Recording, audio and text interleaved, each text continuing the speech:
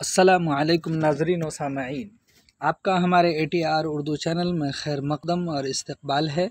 आज हम आपके सामने सीटेट उर्दू पेपर 2 का 2019 जो जुलाई में क्वेश्चन पूछे गए थे उसका तशरीही जवाब लेकर हाज़िर हुए हैं। अगर आप हमारे ATR उर्दू चैनल पर नए हैं तो सब्सक्राइब कीजिए। अगर ये वीडियो आपको पसंद आए तो लाइक कीजिए और अपने दोस्तों में शेयर कीजिए ताकि आप भी फ़ायदा उठाएं और आपके दोस्त अहबाब जानने वाले भी फ़ायदा उठा सकें।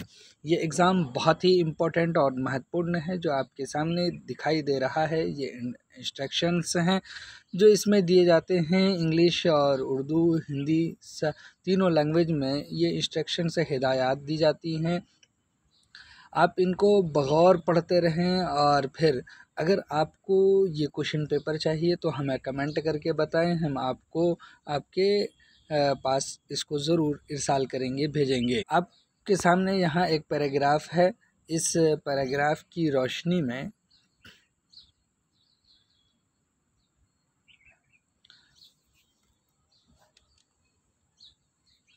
आपके सामने ये एक पैराग्राफ है। इस पैराग्राफ की रोशनी में आपसे कुछ सवालात पूछे जाएंगे और इस तरह से आपको 2 पैराग्राफ दिए जाते हैं, उसकी रोशनी में सवालात पूछे जाते हैं। हम आपको यहाँ पर वो सवालात के जवाबात बतलाते हैं।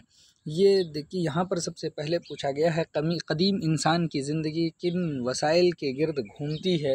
उनकी ज़िंदगी कुदरती वसाइल के गिर्द घूमती है। ऑप्शन 1 सही है। इसी तरह से 92 में है, पूछा जा रहा है कदीम इंसान जंगलात से क्या हासिल करता था।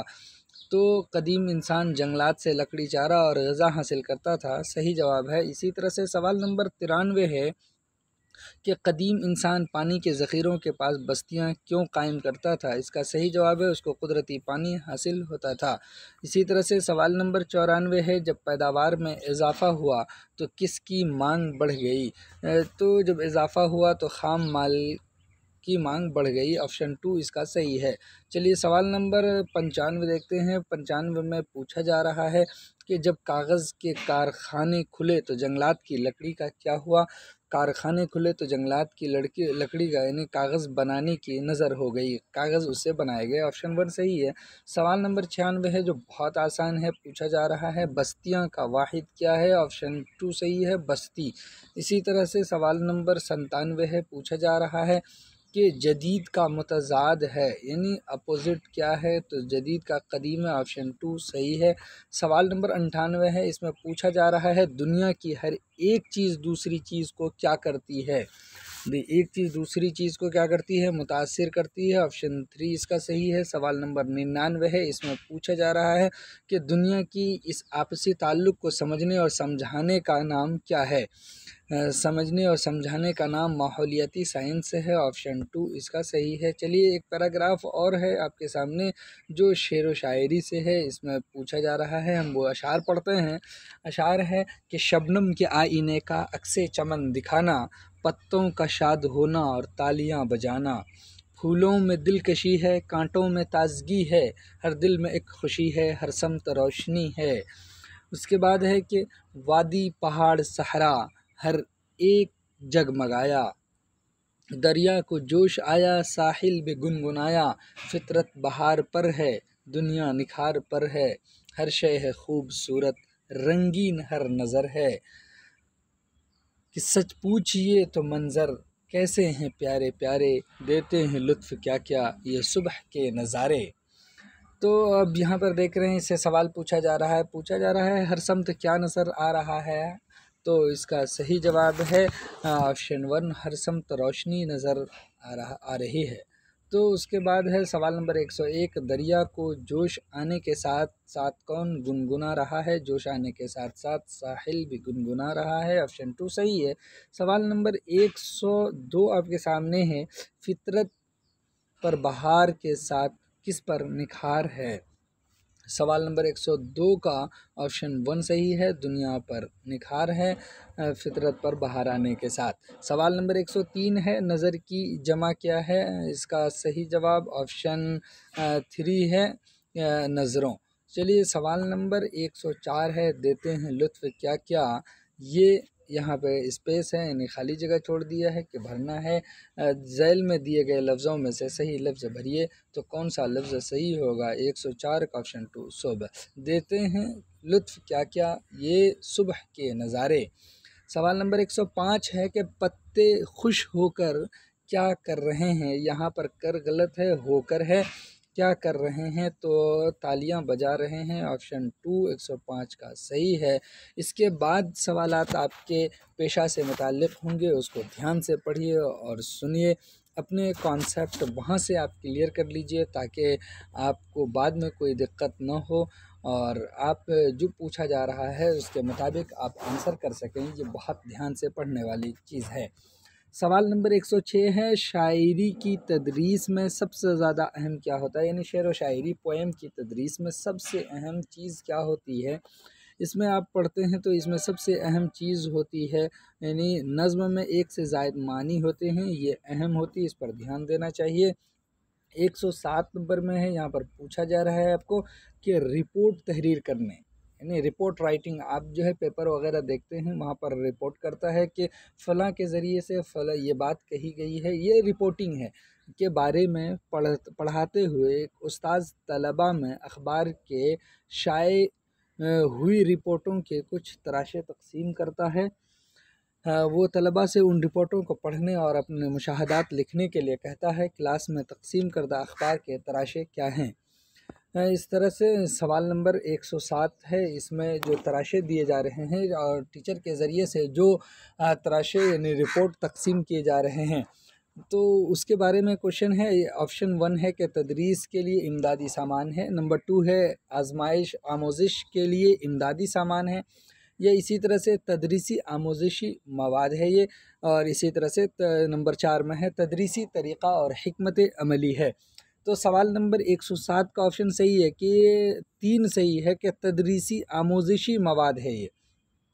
इसके ज़रिए से असातिज़ा क्या करता है? कॉन्सेप्ट क्लियर करने की कोशिश करता है। सवाल नंबर 108 है, इसमें पूछा जा रहा है कि हिंदुस्तान में ज़ुबानों के कितने ख़ानदान हैं? हिंदुस्तान में ज़ुबानों के कितने ख़ानदान हैं? तो इसका सही जवाब है ऑप्शन 1 4 ख़ानदान हैं हिंदुस्तान में। सवाल नंबर 109 है कि ज़ुबान की तदरीस के किस तरीक़े ने ज़ुबान के क्लासरूम में मादरी ज़ुबान के इस्तेमाल को ख़त्म कर दिया है? मादरी ज़ुबान को ख़त्म कर दिया है किस तरीक़े ने? यानी कौन सा ऐसा तरीक़ा ईजाद हुआ है जिसकी वजह से मादरी ज़ुबान का इस्तेमाल नहीं हो रहा है? इसका ऑप्शन 1 सही है। यानी सवाल नंबर 109 का सही जवाब ऑप्शन 1 है। रास्त तरीक़ा ने मादरी ज़ुबान के इस्तेमाल को ख़त्म कर दिया है। सवाल नंबर 10 है आपके सामने कि ज़ुबान की तदरीस के दौरान उस्ताद साइंस और समाजी उलूम से मिसालें देता है। साइंस और समाजी उलूम से मिसालें देता है, इस तरह के तरीक़ाकार को नाम दिया जा सकता है। इस तरह के तरीक़ाकार को कौन सा नाम दिया जा सकता है? इसका सही जवाब है ऑप्शन 2 दरसियात से परे ज़ुबान। यानी इसका मतलब है कि दरसियात से मुतालिक जो ज़ुबान है वो उसी से जो है उसको एग्ज़ाम्पल देने चाहिए। वो दूसरे एग्ज़ाम्पल दे कर के गोया कि जो दरसियात है, जो असबाक हैं, जो चीज़ें चल रही हैं उसे रिलेट नहीं कर रहा है। सवाल नंबर 111 है आपके सामने कि ज़ुबान की आमोज़िश के वक़ूफ़ी तनाज़ुर का ज़ोर होता है। वक़ूफ़ी यानी कॉग्निटिव डोमेन, कॉग्निटिव नज़रिया जो होता है वो ज़ोर होता है ज़ुबान की आमोज़िश में।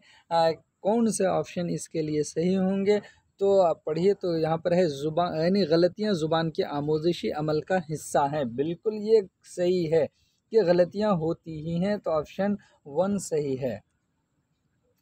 चलिए इसी तरह से अब 112 नंबर क्वेश्चन है, उसमें देखते हैं। 112 नंबर क्वेश्चन में लिखा है कि उस्ताद तलबा की ख़राब कारकर्दगी की वजह जानने के लिए एक जांच करता है। यानी टीचर स्टूडेंट की जो ख़राब कारकर्दगी है उसकी जांच करता है सिर्फ़ इसलिए कि वो वजह जान सके। काउज़ क्या है, ये जांच होती है। यानी ऐसी जांच क्या कहलाती हैं? तो ऐसी जांच 112 का यानी तशख़ीसी जांच कहलाती हैं। ऑप्शन 2 इसका सही है। 113 नंबर है, यहाँ पे क्वेश्चन लिखा है छठी जमात का उस्ताद ज़ुबान का पर्चा जांचने के बाद इस नतीजे पर पहुंचता है कि तलबा की कारकर्दगी अच्छी नहीं है, यानी वो टेस्ट लिया है, वो एग्ज़ाम लिया है, उसके बाद वो इस नतीजे पर पहुंचा है कि तलबा की अच्छी कारकर्दगी नहीं है, तो फिर क्या करता है, वो दोबारा सवालनामा तैयार करता है, क्वेश्चन पेपर बनाता है और टेस्ट लेता है। इस तरह की जांच को क्या कहेंगे? जो दोबारा टेस्ट ले रहा है, तो कह रहे हैं कि इस तरह के टेस्ट को आप कौन सा कहेंगे, क्या कहेंगे इनको? तो सवाल नंबर 113 का सही जवाब है ऑप्शन 3। 113 का ऑप्शन 3 है, इन्हीं इसको क्या कहेंगे? तशख़ीसी जांच कहेंगे। चलिए सवाल नंबर 114 पढ़ते हैं। यहाँ पर लिखा है, ज़ुबान का उस्ताद एक जमात के तलबा को पढ़ाने के बाद अपनी डायरी में लिखता है कि ज़ुबान का खेल तलबा को बहुत दिलचस्प लगा और उन्होंने उसमें पूरी सरगर्मी से हिस्सा लिया, लेकिन ग्रुप 3 को मतलूबा नताइज के हुसूल में परेशानी हुई। ये किसकी मिसाल है? यानी यहाँ से क्वेश्चन आपसे पूछा जा रहा है, ग्रुप 3 को मतलूबा नताइज के हुसूल में परेशानी हुई, नतीजा हासिल नहीं कर सका, ये परेशानी हुई और ये टीचर ने अपना यानी कह लीजिए कि कहीं ना कहीं वो एक पड़ताल किया है, उसके नतीजे में उनकी एक राय हो रही है, तो इसको क्या कहेंगे? तो कह रहे हैं इसका सही जवाब है ऑप्शन 3, यानी एहतिसाबी गौर व फिक्र है, वो गौर व फिक्र करके जो है ये इस नतीजा पर पहुंचा है। चलिए 115 नंबर क्वेश्चन अब यहाँ पर हम देखते हैं। इसमें पूछा जा रहा है, ज़ुबान का मुअस्सिर उस्ताद, मुअस्सिर यानी इफ़ेक्टिव टीचर लैंग्वेज के कौन से हो सकते हैं, क्या चीज़ें उसमें होनी चाहिए जिसकी वजह से वो उसके लिए इफ़ेक्टिव होगा? तो इसका सही जवाब है, निसाबी किताबों के साथ साथ निसाब से बाहर की चीज़ें भी बताएगा, तो वो क्या होगा? मुअस्सिर उस्ताद होगा, ऑप्शन 2 इसका सही है 115 का। 116 का देखते हैं। 116 में पूछा जा रहा है कि ज़ुबान की आमोज़िश में सबसे अहम क्या है? ज़ुबान की आमोज़िश में यानी लर्निंग ऑफ लैंग्वेज में सबसे इम्पॉर्टेंट क्या है? 116 का सही आंसर है यानी अदब अतफ़ाल, ऑप्शन 3, यानी बच्चों के जो लिटरेचर होते हैं वो बहुत अहम है। सवाल नंबर 117 है। इसमें लिखा है, दर्ज झैल में से कौन तलबा की तख्लीक़ियत में इजाफ़ा करता है? यानी जो क्रिएटिव चीज़ें होती हैं वो तलबा की सलाहियत और लियाकत में इजाफ़ा करती हैं। कौन सी ऐसी चीज़ें होती हैं दर्ज झैल में से? तो 117 में देखिए, तो सबसे अहम इम्पोर्टेंट अगर कहें तो वो 2 नंबर है कि अपने तजर्बात के मुताबिक आज़ादाना तौर पर लिखने का मौका फ़राहम करना। यानी कहीं पर भी आप देख लीजिए, किसी भी चीज़ में किसी को भी अगर आप आज़ाद छोड़ करके लिखने का या पढ़ने का मौका फ़राहम करते हैं, वो उसे ज़्यादा सीख सकेगा। चलिए इसी तरह से अब आते हैं सवाल नंबर 118 देखते हैं। इसमें लिखा है, बहुत आसान है, अच्छा है कि ज़ुबान में ज़हन की खाका साज़ी, जिसको कहते हैं ज़हन की खाका साज़ी को माइंड मैपिंग का मतलब है। माइंड मैपिंग का क्या मतलब है ज़ुबान के सिलसिले में? तो इसके ऑप्शन पर आपको ध्यान देना होगा। इसका ऑप्शन है 4 सही है कि तलबा को गौर व फिक्र करने, नए ख़यालात वज़ा करने और उनके माबैन रिश्ता कायम करने की इजाज़त देना, ये सही ऑप्शन है कि इसके ज़रिए से वो ज़्यादा सीखता है। चलिए सवाल नंबर 119 है कि लिखने की महारत को फ़रोग़ देने के लिए सबसे अहम क्या है? यानी किसी को हम लिखने के बारे में अगर सिखाना चाहते हैं, उसकी महारत को फ़रोग़ देना चाहते हैं, तो सबसे इम्पॉर्टेंट क्या होगा 119 में? तो इसका सही जवाब भी 4 नंबर है कि तहरीर में अपनी राय, ख़यालात और तजर्बात को बयान करना। जब भी जो है आज़ाद होकर के करेगा तो वो ज़्यादा से ज़्यादा सीख सकेगा, लिख सकेगा। चलिए सवाल नंबर 120 है आपके सामने कि जिस मुताले में आमोज़गार को मतन पढ़ने से लुत्फ़ अंदोज़ होने और पढ़ने की आम महारत को फ़रोग़ देना शामिल हो, वो होता है। वो क्या होता है? ऑप्शन 2 है, तौसीई मुताला होता है। सवाल नंबर 120 का 2 ऑप्शन इज़ करेक्ट। चलिए अब यहाँ इसके बाद हम फिर एक पैराग्राफ देखते हैं जो पूछा गया है। उस पैराग्राफ से हमें बहुत कुछ फिर सीखने को मिलेगा और कई क्वेश्चन उससे पूछे गए हैं। ये पैराग्राफ है, आप इस पैराग्राफ को पढ़ेंगे और इस पैराग्राफ को पढ़ने के बाद आपको जो क्वेश्चन से इस पैराग्राफ से पूछे जा रहे हैं उस क्वेश्चन का सटीक आंसर आपको यहाँ पर मिल जाएगा उस पैराग्राफ से और आप दे पाएंगे। चलिए, पूछा गया है इसमें पैराग्राफ से क्वेश्चन 121 नंबर क्वेश्चन नंबर है। मुसन्निफ ने काबुकी शो को कहा है, क्या कहा है? तो 121 का ऑप्शन 1 सही है, मौसीकी रिज ड्रामा कहा है। 122 नंबर क्वेश्चन है, जापानी में गंजा किसको कहते हैं? तो ऑप्शन 2 सही है, चांदी को कहते हैं। सवाल नंबर 123 है कि शिंजुकू की सारी इमारतें कैसी हैं? तो 123 का सही आंसर ऑप्शन 3 है, जलजला प्रूफ है। सवाल नंबर 124 है, इसमें है कि जब यहाँ जलजला आता है तो यहाँ की इमारतें किस तरह हिलती हैं? यहाँ की इमारतें इसका सही जवाब ऑप्शन 3 है, जिस तरह तेज़ हवा में पेड़ हिलते हैं उसी तरह हिलती हैं। सवाल नंबर 125 है, यहाँ पर पूछा जा रहा है क्वेश्चन के नोमरा की 50वीं मंजिल पर क्या था? 125 का सही आंसर है, शीशे का घर था, ऑप्शन 4 सही है। सवाल नंबर 126 है, इमारत की जमा है, क्या इमारत की जमा है? तो ऑप्शन 1 सही है, इमारतें इसका सही जवाब है। सवाल नंबर 127 में मुतज़ाद पूछा जा रहा है, असली का मुतज़ाद क्या है? तो असली का मुतज़ाद नकली है, ऑप्शन 2 सही है। चलिए, सवाल नंबर 128 है, इसमें पूछा जा रहा है जो फर्स्ट लाइन में ऊपर पैराग्राफ में लिखा है वही पूछा है, जापान का शोकेस किसको कहा जाता है? शोकेस किसको कहा जाता है? 128 का सही जवाब ऑप्शन 3 है, गंजा को कहा जाता है। सवाल नंबर अब 129 एक दूसरे पैराग्राफ से पूछा जा रहा है, वो पैराग्राफ है यहाँ पर कि अजंता के आसपास का कुदरती मंज़र बहुत ही दिलकश है। मैंने ये बात महसूस की कि हमारे हिंदुस्तानी ऋषि मुनियों ने जहाँ भी इबादत गाहें या खानकाहें बनवाईं तो सरसब्ज़ और कुदरती हुस्न से मालामाल इलाक़े चुने हैं। दुनिया की सबसे लज्जतें तर्क कर देते हैं, मगर हुस्न कुदरत से लुत्फ़ अंदोज़ होने की सलाहियतें उनमें गैर मामूली थीं।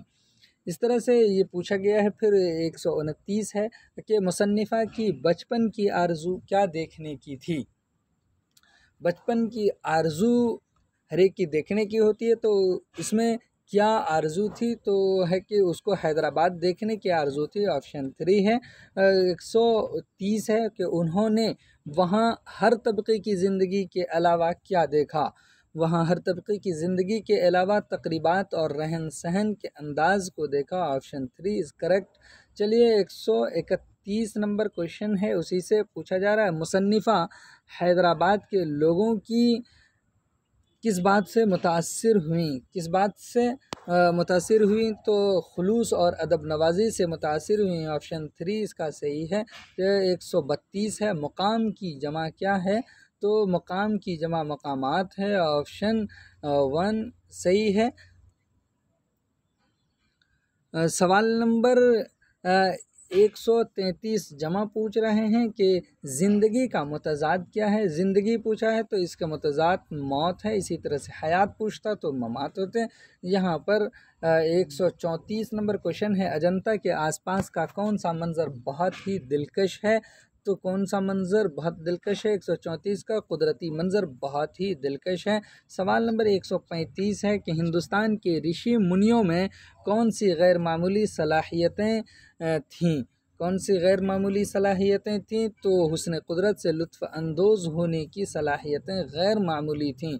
चलिए, सवाल नंबर 135 तक आपने आंसर तो किया। अब यहाँ से जो आप आंसर करेंगे ये आपके पेशे से मुताल्लिक़ होंगे, जिससे आप मुंसलिक होना चाहते हैं और जिसके लिए आप ये एलिजिबिलिटी टेस्ट दे रहे हैं।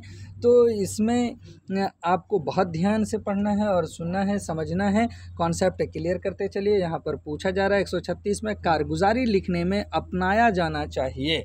कारगुजारी लिख रहे हैं तो उसमें क्या अपनाया जाना चाहिए? तो इसका सही जवाब है ऑप्शन 136 का 4 के ख़यालात की तरतीब और तंजीम कायम रहनी चाहिए।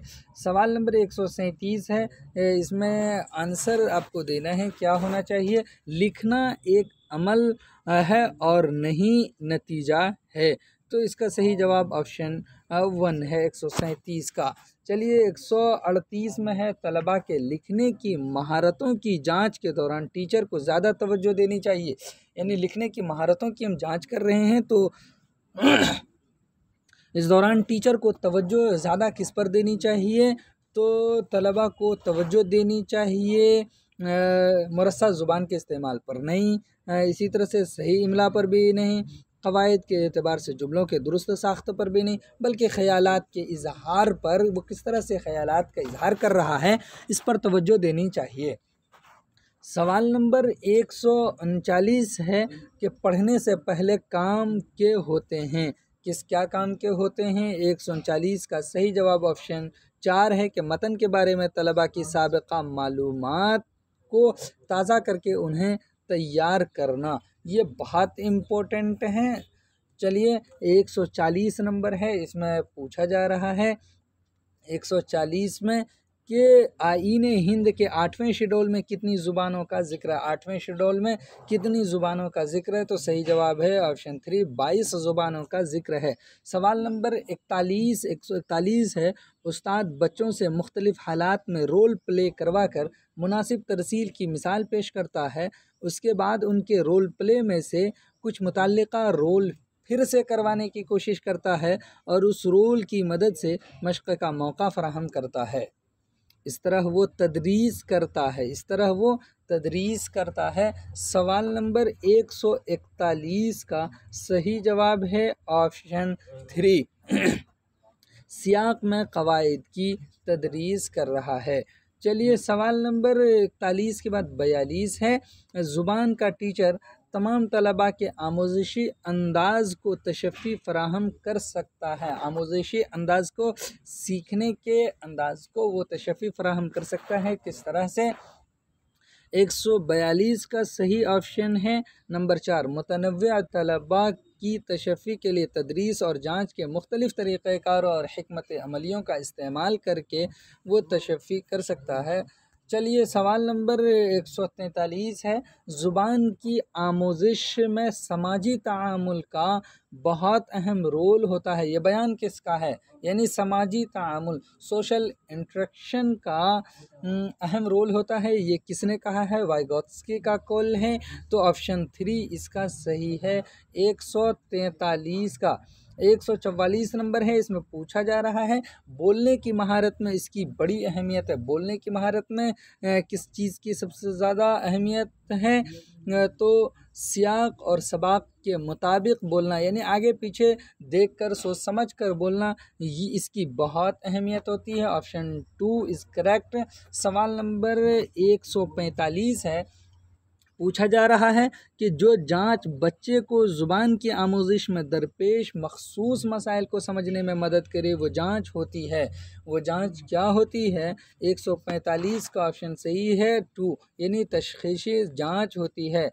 सवाल नंबर 146 है, पूछा जा रहा है कि दर्ज झैल में से कौन सा बयान पोर्टफोलियो के बारे में सही है। पोर्टफोलियो के बारे में सही है कौन सा बयान, तो इसका सही जवाब है ऑप्शन 4 कि ये तलबा की बतदरीज पेशरफ्त की जांच में उस्ताद की मदद करता है। पोर्टफोलियो के बारे में यानी किस तरह, यानी स्टेप बाय स्टेप पेशरफ्त आगे बढ़ने में, जो बच्चे आगे बढ़ रहे हैं उसमें मदद करता है। कौन बच्चे आगे बढ़ रहे हैं, कौन पीछे हट रहा है, ये पोर्टफोलियो ही के ज़रिए से उसको मालूम होता है। सवाल नंबर 148 है कि वानी घर पर ज़्यादा बात नहीं करती है लेकिन स्कूल में खूब बातें करती है, इसका मतलब है कि स्कूल में उसके ख़यालात का एतराफ़ किया जाता है। यानी 148 का सही आंसर ऑप्शन 2 है, स्कूल में उसके ख़यालात का एतराफ़ किया जाता है, इस वजह से वो वहाँ खूब बातें करती हैं। सवाल नंबर 149 है कि ज़ुबान की महारत में कौन से 2 अवामिल शामिल हैं, तो जो सही जवाब है ऑप्शन 3 कि मुकम्मल दुरुस्तगी और रवानी, ये हैं ज़ुबान की महारत के 2 अवामिल। चलिए सवाल नंबर 150 है कि ज़ुबान की आमोज़िश आसान होगी अगर, ज़ुबान की आमोज़िश किस वक्त आसान होगी कि ये चीज़ अगर पाई जाए कि तलबा को ज़ुबान के एतबार से अच्छा माहौल मिले, तो इसका सही जवाब है ऑप्शन 3, ये सही है। तो इसी तरह से हमने आपके लिए यहाँ पर आंसर शीट को भी शामिल कर दिया है। आप इस आंसर शीट को देखें और मिलाते जाएं, आपका आंसर आपको मालूम हो जाएगा कि आपका आंसर कौन सा दुरुस्त है, कौन सा सही है। अगर ये वीडियो आपको पसंद आए तो आप इसको शेयर करें, लाइक करें। अगर कहीं पर कुछ भी डाउट है तो आप कमेंट बॉक्स का इस्तेमाल करें और फिर हमसे पूछें, बिला तकल्लुफ़ पूछें। आपके सवाल का हर वक्त हम जवाब देने के लिए हाजिर हैं। चलिए फिर हम अगले वीडियो में आपसे मिलते हैं। तब तक के लिए खुदा हाफिज़। अस्सलामु अलैकुम।